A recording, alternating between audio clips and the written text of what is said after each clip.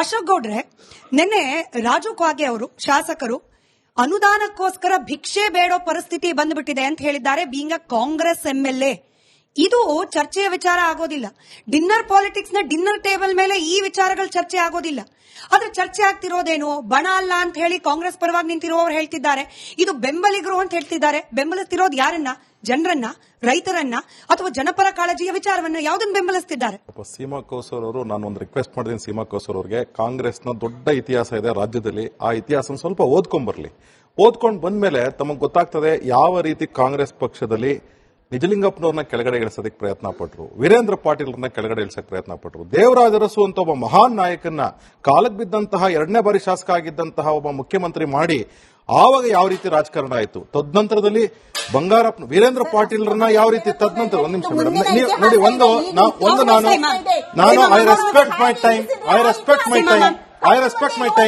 when she was speaking, when she was absolutely speaking nonsense, I kept quiet. ಆಯ್ತಾ? ನಾನು ಇದನ್ನ English ಅಲ್ಲಿ ಏನಕ್ಕೆ ಹೇಳ್ತಾ ಇದ್ದೀನಿ ಅಂದ್ರೆ ನಿಮ್ಗೆ ಅರ್ಥ ಆಗಲಿ ಅಂತ ಹೇಳ್ತಾ ಇದ್ದೀನಿ. ಏನಂದ್ರೆ ನೋಡಿ, ವೀರೇಂದ್ರ ಪಾಟೀಲ್ರು 11 ತಿಂಗಳು ಮುಖ್ಯಮಂತ್ರಿ ಆಗಿ ಆ ಸರ್ಕಾರ ಅದ್ಭುತವಾದ ಕೆಲಸ ಮಾಡ್ತಿದ್ದಾಗ ಏರ್ಪೋರ್ಟ್ ಅಲ್ಲಿ ರಾತ್ರೋರಾತ್ರಿ ಚೇಂಜ್ ಮಾಡ್ತಾರೆ. ಬಂಗಾರಪ್ಪನವರು ಗ್ರಾಮೀಣ ಕೃಪಾಂಕ ಕೊಟ್ಟ ಮೇಲೆ ಅವ್ರನ್ನ ಚೇಂಜ್ ಮಾಡ್ತಕ್ಕಂಥ ಕೆಲಸ ಮಾಡ್ತಾರೆ.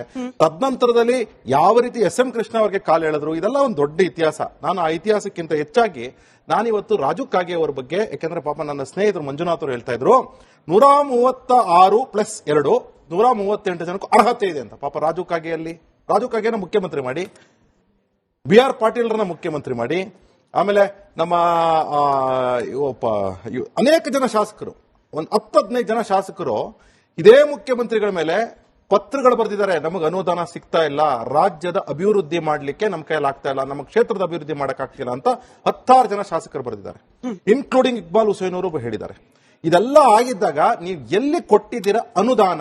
ಮತ್ತು ಮುಖ್ಯಮಂತ್ರಿ ಸಿದ್ದರಾಮಯ್ಯವರು ಹೇಳ್ತಾರೆ, ನಾನು ಗ್ಯಾರಂಟಿಗಳ ಮೂಲಕ ಪ್ರತಿ ಕ್ಷೇತ್ರಕ್ಕೂ 256 ಕೋಟಿ ಕೊಟ್ಟಿದ್ದೀನಿ, ಅದೇ ನನ್ನ ಅಭಿವೃದ್ಧಿ ಅಂತ ಹೇಳ್ತಾರೆ. ಆಯ್ತಪ್ಪ, ಅಭಿವೃದ್ಧಿ ಆಗಿದ್ರೆ ಅಥವಾ ಹ್ಯೂಮನ್ ಗ್ರೋತ್ ಆಗಿದ್ರೆ, ಹ್ಯೂಮನ್ ಡೆವಲಪ್ಮೆಂಟ್ ಇಂಡೆಕ್ಸ್ ಏನಾದ್ರು ಗ್ರೋತ್ ಆಗಿದ್ರೆ ವೈಟ್ ಪೇಪರ್ ರಿಲೀಸ್ ಮಾಡ್ಬಿಡ್ಲಿ.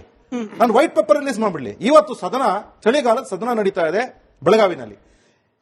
ಇವತ್ತು 2 ತಿಂಗಳಿಂದ ಹಿಡ್ಕೊಂಡು ನಮ್ಮ ಕಬ್ಬಿನ ಬೆಳೆಗಾರರು ಇವತ್ತು ಗಲಾಟೆ ಮಾಡ್ತಾ ಇದ್ದಾರೆ, ಮೆಕ್ಕೆಜೋಳ ಬೆಳೆಗಾರರು ಗಲಾಟೆ ಮಾಡ್ತಿದ್ದಾರೆ, ಈರುಳ್ಳಿ ಬೆಳೆ ಪಾತಾಳಕ್ಕೆ ಕುಸ್ತಿದೆ, ಅವರು ಗಲಾಟೆ ಮಾಡಿದ್ರು. ಮುಖ್ಯಮಂತ್ರಿಗಳು ಅದರ ಜೊತೆಗೆ ಪ್ರವಾಹ ಬಂದು ಇಡೀ ರಾಜ್ಯ, ಎಸ್ಪೆಷಲಿ ಉತ್ತರ ಕರ್ನಾಟಕ ಕೊಚ್ಕೊಂಡು ಹೊಟ್ಟೋಯ್ತು. ಮುಖ್ಯಮಂತ್ರಿಗಳು ಒಂದು ಚಾಪರಲ್ಲಿ ಹೋಗ್ಬಿಟ್ಟು ವಾಪಸ್ ಬಂದ್ಬಿಡ್ತಾರೆ.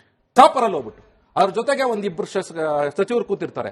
ಆ ಸಚಿವರು ಯಾರು ಜಿಲ್ಲಾ ಉಸ್ತುವಾರಿ ಸಚಿವರು ಇದ್ರು, ಗುಲ್ಬರ್ಗಾ ಜಿಲ್ಲೆ ಇರ್ಬೋದು ಅಥವಾ ಬಾಗಲಕೋಟೆ ಜಿಲ್ಲೆ ಇರ್ಬೋದು, ಈ ಸಚಿವರು ಯಾಕಂದ್ರೆ ಇವ್ರು ಕೂತಿದ್ರು ಪ್ಲೇನ್ ಅಲ್ಲಿ, ಅದಕ್ಕೆ ಹೇಳ್ತಾ ಇದ್ದೀನಿ, ಇವರು ಅಟ್ಲೀಸ್ಟ್ ಗ್ರೌಂಡ್ಗೆ ಹೋಗಿ ಎಷ್ಟಪ್ಪ ನೀನು ಬೆಳೆ ನಷ್ಟ ಆಗಿದೆ, ನನ್ನ ಸಮಸ್ಯೆ ಏನೇನಾಗಿದೆ, ಯಾವ್ಯಾವ ರೈತರಿಗೆ ಏನೇನಪ್ಪ ನಾನು ಕಾಂಪನ್ಸೇಷನ್ ಕೊಡಬೇಕು ಮಾಡಿದಾರ. ಒಂದು ನಮ್ಮ ಕೃಷಿ ಸಚಿವರೊಬ್ರು ಇದ್ದಾರೆ ಮಂಡ್ಯದಲ್ಲಿ ಇರ್ತಕ್ಕಂಥವರು, ಅವರು ಬರೀ ನಾಗಮಂಗಲ ಮತ್ತು ಬೆಂಗಳೂರಿನ ಮೌಂಟ್ ಕಾರ್ಮಲ್ ಕಾಲೇಜ್ ಪಕ್ಕದಲ್ಲಿ ಇರ್ತಕ್ಕಂಥ ಒಂದು ಹೋಟ್ಲು ಇಷ್ಟೇ.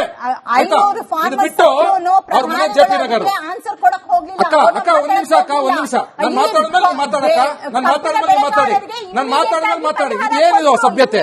ಇದೇನ್ ಸಭ್ಯತೆ? ಬುಲ್ಡೋಸ್ ಮಾಡೋ ಸಭ್ಯತೆ ನನ್ಗೆ ಇಷ್ಟ ಆಗೋದಿಲ್ಲ. ಇಲ್ಲ ಅಶೋಕ್ ಗೌಡ್ರೆ, ಅದ್ರ ಜೊತೆ ನಿಮ್ ಸರ್ಕಾರ ಭಿಕ್ಷವಾಗಿದ್ರೆ ಅದನ್ನು ನೆನ್ಪು ಮಾಡ್ಕೊಂಡು ಒಂದ್ ನಿಮಿಷ ನಾನು ಸ್ಮಿತಾ ಏನ್ ಹೇಳ್ತಾ ಇದ್ದೀನಿ ಅಂದ್ರೆ, ರೈತರ ಸಮಸ್ಯೆಗೆ ಪರಿಹಾರ, ನಾನು ಒಬ್ಬ ರೈತ ಆಗಿ ಮಾತಾಡ್ತಾ ಇದ್ದೀನಿ, ರೈತರ ಸಮಸ್ಯೆಗೆ ಪರಿಹಾರ ಇಷ್ಟೇ.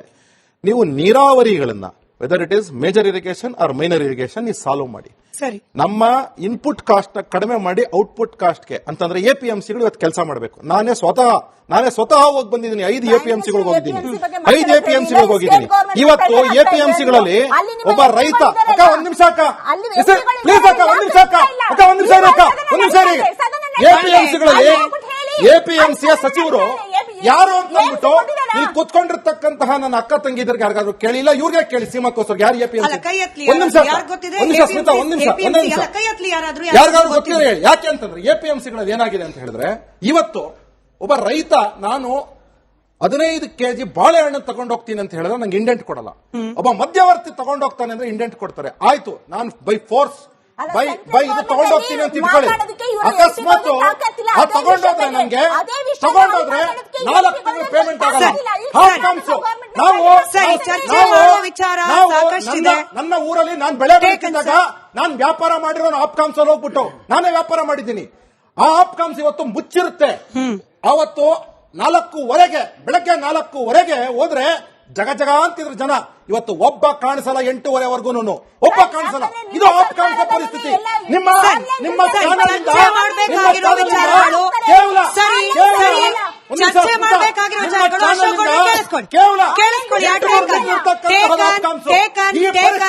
ಚರ್ಚೆ ಮಾಡಬೇಕಾಗಿರೋ ವಿಚಾರ ಅಶ್ವಿನ್ ಅವರು ಚರ್ಚೆ ಮಾಡಬೇಕಾಗಿರೋ ವಿಚಾರ 101 ಇರೋ ಸಂದರ್ಭದಲ್ಲಿ ಈ ಅಧಿವೇಶನಕ್ಕೆ ಹೋಗೋ ಸಂದರ್ಭದ ವೇಳೆಗೆ ಹಂಗೋ ಹಿಂಗೋ ನಾಟಿ ಕೋಳಿ ಸಾಂಬಾರ್ ತಿಂದು ಒಂದು ಸಂಧಾನ ಮಾಡ್ಕೊಂಡು ಹೋಗಿದ್ದ ಸಂದರ್ಭದಲ್ಲಿ ಯತೀಂದ್ರ ಸಿದ್ದರಾಮಯ್ಯನವರು, ಇದು ಕಾಂಗ್ರೆಸ್ ಪಕ್ಷದ ಶಾಸಕರೇ ಬಳಕೆ ಮಾಡಿರೋ ಪದ ಸರ್, ನನ್ನದಲ್ಲ, ಯತೀಂದ್ರ ಸಿದ್ದರಾಮಯ್ಯನವರು ಬಾಯಿ ಮುಚ್ಕೊಂಡಿದ್ದಿದ್ರೆ ಇವತ್ತು ವಿಚಾರ ಇಲ್ಲಿವರೆಗೂ ಬರ್ತಾ ಇರಲಿಲ್ಲ ಅನ್ನೋದು ಕಾಂಗ್ರೆಸ್ ಪಕ್ಷದ ಶಾಸಕರೇ ಅಭಿಪ್ರಾಯ ಪಟ್ಟಿರೋದು. ಇಲ್ಲ, ಖಂಡಿತವಾಗ್ಲು. ಯಾಕೆಂತಂದ್ರೆ ಕಾಂಗ್ರೆಸ್ ಪಕ್ಷದ ಶಾಸಕರು ಅಂತ ಹಾಗೆ ಅವ್ರೇನು ಕರ್ನಾಟಕದಿಂದ ಬೇರೆ ದೇಶದಲ್ಲೇನಿಲ್ಲ, ಇಲ್ಲ ಬೇರೆ ರಾಜ್ಯದಲ್ಲೇನಿಲ್ಲ, ಅವ್ರಿಗೂ ಅರಿವಾಗಿರುತ್ತೆ.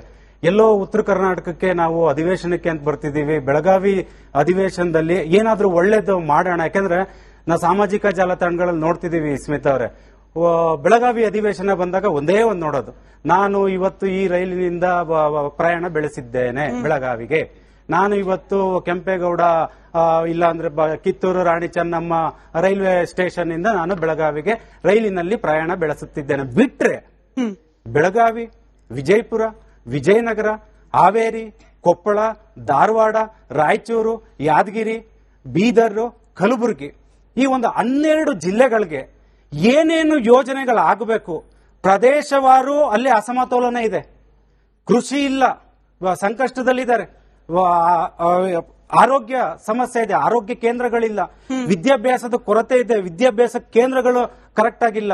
ಮತ್ತೆ ಈಗ ವಿಜಯನಗರ ಅಂತ ತಗೊಂಡಾಗ ಕ್ಯಾನ್ಸರ್ ಆಸ್ಪತ್ರೆ ಮಾಡ್ತೀವಿ ಅಂತ ಹೊತ್ತು ದೊಡ್ಡದಾಗಿ ಹೇಳ್ತಾ ಬಂದ್ರು, ಕ್ಯಾನ್ಸರ್ ಆಸ್ಪತ್ರೆ ಇನ್ನೂ ಆಗಿಲ್ಲ, ಜಿಲ್ಲಾ ಮಟ್ಟದಲ್ಲಿ ಆಸ್ಪತ್ರೆಗಳಿಲ್ಲ. ಬಳ್ಳಾರಿಗೆ ಅಂತ ತಗೊಂಡಾಗ ಮೆಣಸಿನಕಾಯಿ ಬೆಳೆಯೋರು ಎಷ್ಟು ಕಷ್ಟಪಡ್ತಿದ್ದಾರೆ ಅಂತ ನಾವು ಪತ್ರಿಕೆಗಳು ನೋಡ್ತೀವಿ, ನಾವೇನೋ ಅಲ್ಲೋಗಿ ಫಿಸಿಕಲಿ ನಾವು ಅಲ್ಲಿ ಇದು ಮಾಡ್ತಿಲ್ಲ. ಇಷ್ಟೆಲ್ಲ ಸಮಸ್ಯೆಗಳಿದ್ದು, ನೀರಾವರಿ ಸಮಸ್ಯೆಗಳಿದ್ದು, ಕಲಬುರಗಿ ಅಂತ ದೊಡ್ಡ ಜಿಲ್ಲೆನಲ್ಲಿ ನೀರಾವರಿ ಯೋಜನೆಗಳು ಬಿದ್ದೋಗಿದೆ. ನೀವು ನೋಡಿ, ಪತ್ರಿಕೆಗಳು ನೋಡಿ, ಯಾವುದೇ ಮಾಧ್ಯಮಗಳಲ್ಲಿ ನೋಡಿ, ಯೋಜನೆಗಳಿಲ್ಲ. ಇಷ್ಟು ಯೋಜನೆಗಳ ಬಗ್ಗೆ ಚರ್ಚೆ ಮಾಡ್ರಪ್ಪ, ಜನರಿಗೆ ಒಂದು ವಿಶ್ವಾಸ ಮೂಡಿಸಿ, ಅದರಲ್ಲೂ ಉತ್ತರ ಕರ್ನಾಟಕದಲ್ಲಿ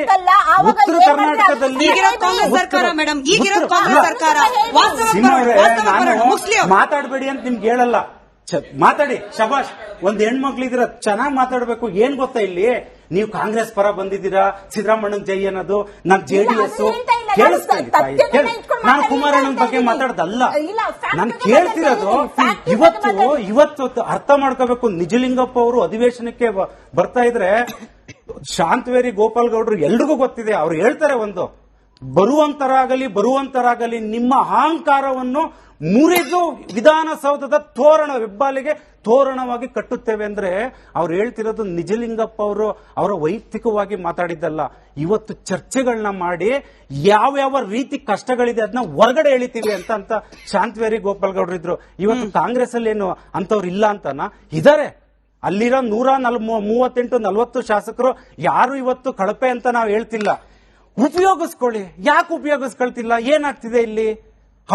ಈಗ ಇಕ್ಬಾಲ್ ಹುಸೇನ್ ಅವ್ರಿಗೆ ಒಂದು ಬೇಸಿಕ್, ನಾನು ಪ್ರಥಮ ಬಾರಿಗೆ ಶಾಸಕನಾಗಿದ್ದೀನಿ, ಜನರು ಒಂದು ದೊಡ್ಡ ಗಿಫ್ಟ್ ಕೊಟ್ಟಿದ್ದಾರೆ, ಯಾರಿಗೂ ಸಿಗದೇ ಇರೋಂತ ಒಂದೊಂದು ತಾಲೂಕಲ್ಲಿ ನಮ್ಮಂತರನ್ನ ಶಾಸಕರನ್ನಾಗಿ ಆಯ್ಕೆ ಮಾಡ್ತಾರೆ. ಅದೇ ಇಕ್ಬಾಲ್ ಹುಸೇನ್ ಅವರು ಬೆಳಗಾವಿ ಅಧಿವೇಶನದಲ್ಲಿ ಈ ಉತ್ತರ ಕರ್ನಾಟಕಕ್ಕೆ ಏನ್ ಬರಬೇಕು, ಈ ಜಿಲ್ಲೆಗಳಿಗೆ ಏನ್ ಬರಬೇಕು, ಅದ್ರ ಬಗ್ಗೆ ಮಾತಾಡಿ ಜನರನ್ನ ಗಮನ ಸೆಳೆದ್ರೆ ಶಬಾಷ್ ಗಿರಿ ಜೆಡಿಎಸ್ ಅವರು ಕೊಡ್ತಾರೆ, ಜೆಡಿಎಸ್ ಅವರು ಕೊಡ್ತಾರೆ, ಬಿಜೆಪಿ ಅವರು ಕೊಡ್ತಾರೆ, ಕಾಂಗ್ರೆಸ್. ಸರಿ ಅಶ್ವಿನ್ ಗೌಡ್ರೆ, ಜನರು ಎಲ್ಲಿ ತನಕ ಬೇಕು? ವೋಟ್ ಹಾಕೋವರೆಗೂ ಬೇಕು. ಈಗ ಬೇಕಾಗಿರೋದೇನು? ಮುಖ್ಯಮಂತ್ರಿ ಕುರ್ಚಿ, ಅದಕ್ಕಿಂತ ದೊಡ್ಡ ಇಕ್ಬಾಲ್ ಹುಸೇನ್ ಅವರು ಮಾಡ್ತಿರೋದು ಅದಕ್ಕಿಂತ ದೊಡ್ಡ ಟಾಸ್ಕ್. ಒಂದು ಏನ್ ಗೊತ್ತಾ, ಈಗ ಒಂದು ಡಜನ್ ಮುಖ್ಯಮಂತ್ರಿಗಳನ್ನ ನೋಡಿದೀವಿ. ವೀರೇಂದ್ರ ಪಾಟೀಲ್ ಅವ್ರನ್ನ ನೆನಪಿಸ್ಕೊಳ್ತೀವಿ, ಬಂಗಾರಪ್ಪ ಅವರು ಕಾಂಗ್ರೆಸ್ ಅಲ್ಲಿ ಬಂಗಾರಪ್ಪ ಅವ್ರನ್ನ ನೆನಪಿಸ್ಕೊಳ್ತೀವಿ, ಪಂಪ್ ಸೆಟ್ ಗಳಿಗೆ ಫ್ರೀ ವಿದ್ಯುತ್ ಕೊಟ್ರು ಅಂತ ಹೇಳ್ತೀವಿ, ದೇವೇಗೌಡರನ್ನ ನೆನಪಿಸ್ಕೊಳ್ತೀವಿ, ಇಂದು ಅಲ್ಪಸಂಖ್ಯಾತ ಬಾಂಧವರಿಗೆ 4% ರಿಸರ್ವೇಶನ್ ಕೊಟ್ರು ಅಂತ ಹೇಳ್ತೀವಿ. ಅದಾದ್ಮೇಲೆ ಎಷ್ಟು ಎಸ್ ಎಂ ಕೃಷ್ಣ ಅವ್ರನ್ನ ನೆನಪಿಸ್ಕೊಳ್ತೀವಿ, ಕುಮಾರಣ್ಣ ಅವ್ರನ್ನ ನೆನಪಿಸ್ಕೊಳ್ತೀವಿ, ಯಡಿಯೂರಪ್ಪ ಅವ್ರನ್ನ ನೆನಪಿಸ್ಕೊಳ್ತೀವಿ. ಒಂದು ಮುಖ್ಯಮಂತ್ರಿ ಆಗಿ ಒಂದು ದೊಡ್ಡ ಹುದ್ದೆ ಇದ್ದು ನೀವು ರಾಜ್ಯಕ್ಕೆ ಒಂದು ಕೊಡುಗೆ ಕೊಡಿ. ಸದ್ಯಕ್ಕೆ ಈಗ ಉತ್ತರ ಕರ್ನಾಟಕ ಭಾಗದಲ್ಲಿದ್ದ ಈ 12 ಜಿಲ್ಲೆಗೆ ಉತ್ತಮವಾದಂತದ್ದು. ದಯವಿಟ್ಟು ಎಜುಕೇಶನ್ ಇರ್ಲಿ, ಹೆಲ್ತ್ ಇರ್ಲಿ, ರಸ್ತೆಗಳಿರ್ಲಿ, ಕೈಗಾರಿಕೆ, ವಿಜಯಪುರ MB ಪಾಟೀಲ್ ಅವ್ರ ಕೈಗಾರಿಕೆ ಮೇಡಮ್. ಒಂದು ನಾನು ಹೇಳ್ತೀನಿ, ಯಾವ್ದು ಮೈಸೂರು ಸ್ಯಾಂಡಲ್ ನನ್ನ ಫ್ಯಾಕ್ಟರಿ ಮಾಡ್ತೀನಿ ಅಂದ್ರು, ಬರೀ ಹೇಳಿಕೆ ಮಾತು ಕೊಟ್ಕೊಂಡು ಹೋದ್ರು.